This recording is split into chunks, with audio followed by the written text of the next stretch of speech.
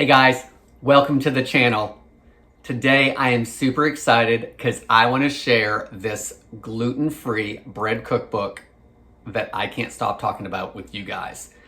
I've been talking about it with my wife for a few weeks now. I've had it for a month or so I've had a little bit of time to work out of it. And it's by far one of the best gluten-free bread cookbooks I've come across.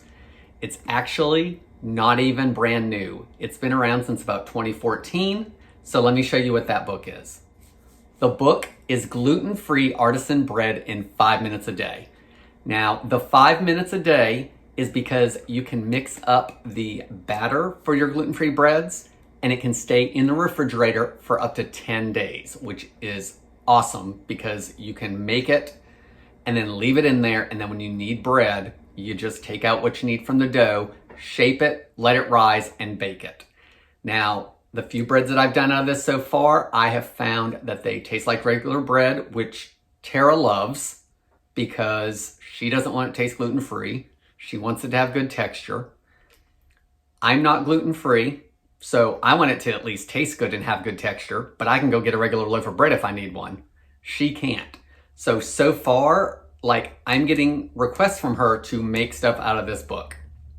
So what I'd like to do over the next few weeks is show you how to make the dough, show you how to make some of the breads, and if you guys like the videos, then I can look at doing some of the whole grain breads and some of the enriched breads, which would be things like challah and donuts and things like that would have eggs or milk in the dough. Guys, that's all I have for today.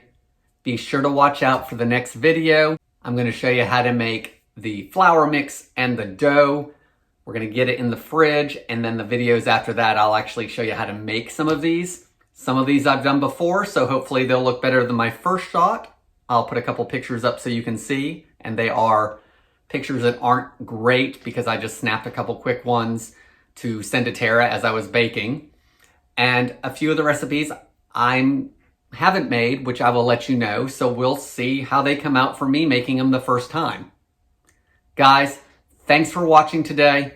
I hope you guys subscribe so you don't miss any of these videos, and we'll see you on the next one.